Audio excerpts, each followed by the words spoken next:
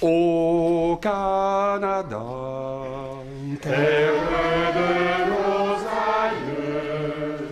Une école privée de Lévis, enracinée dans la tradition. Donc on commence toutes nos journées par la prière, au nom du Père et du Fils et du Saint-Esprit. L'école Sainte-Famille n'a été fondée qu'en 1990, mais les rituels auxquels s'adonnent ses élèves puisent leur origine dans un héritage beaucoup plus ancien. Notre-Dame des écoles, couvrez-nous de votre maternelle protection.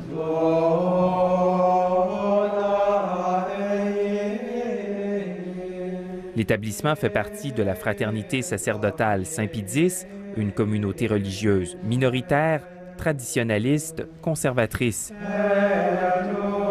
Établie dans cet ancien orphelinat au bord du fleuve, l'école ne reçoit aucune subvention gouvernementale, mais détient un permis du ministère de l'Éducation.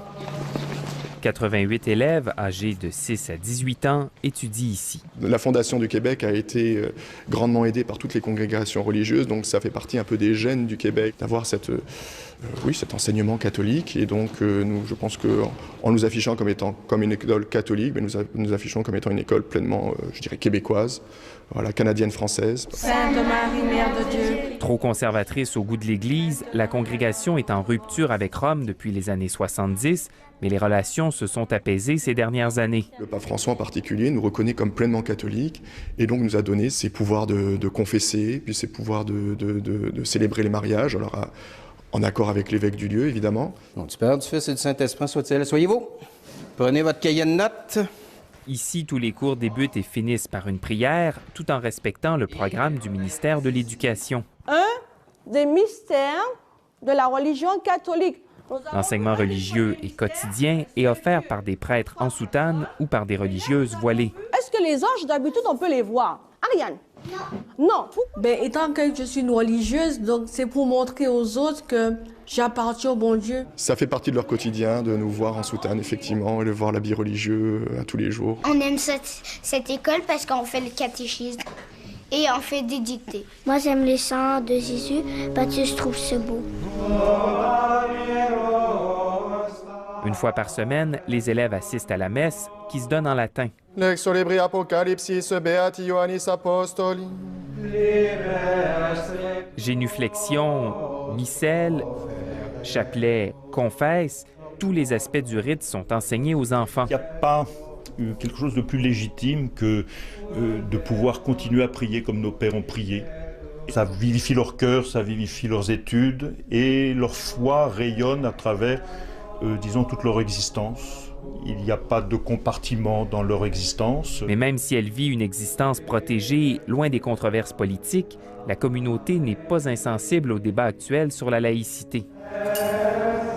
Le directeur de l'école reconnaît que la religion n'a plus au Québec la place qu'elle occupait autrefois. Il y a eu une perte de repères, des mauvais exemples, mais aussi un petit peu comme des enfants qui crient. Je pense qu'on n'a pas su nourrir ces âmes.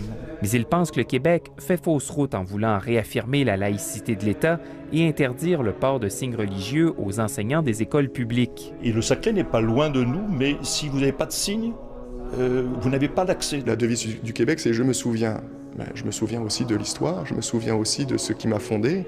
Et si on commence à vouloir effacer tout signe religieux, spécialement catholique, eh bien on efface l'histoire. Ne pas effacer l'histoire, la préoccupation est omniprésente dans cette école où la religion est partout, dans les cours comme dans le sport. Moi, je suis catholique, puis vraiment, c'est dans ma vie tous les jours que je le vis. Même si leur école privée échappera à la nouvelle loi sur les signes religieux, ses élèves s'inquiètent. L'État, en tant que tel, il se dit neutre. Mais quand on en regarde précisément, ils sont plus anticatholiques. Ils veulent faire disparaître la religion. C'est un peu illogique avec la société actuelle qui enseigne le libéralisme et la liberté individuelle.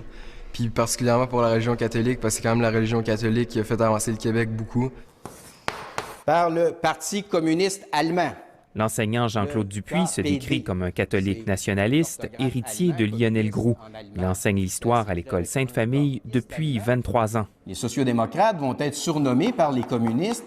Il croit que les catholiques seront les premiers à faire les frais du débat sur la laïcité. Moi, je pense que si la loi Legault était adopté, la première personne qui serait sanctionnée, ce ne serait pas une enseignante qui porterait un hijab, mais ce serait une enseignante qui porterait une croix au cou.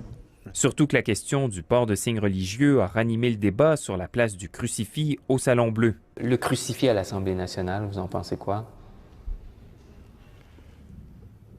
C'est extraordinaire qu'il y en ait un. Même si la religion catholique n'a plus la place d'autrefois, on prêche pour qu'elle conserve au moins un statut particulier au sein de la société québécoise. Quand Jacques Cartier est arrivé, il a planté la croix. Parce que c'était ce qui le fondait, c'est ça qui faisait son identité. Si on enlève la croix, par quoi on la remplace? Si on laisse juste le mur bleu, donc un grand vide, sur quoi va se fonder le Québec? J'ai peur qu'on finisse par perdre ses valeurs humanistes. Le bon Dieu, il est tout puissant, c'est lui qui dirige les choses.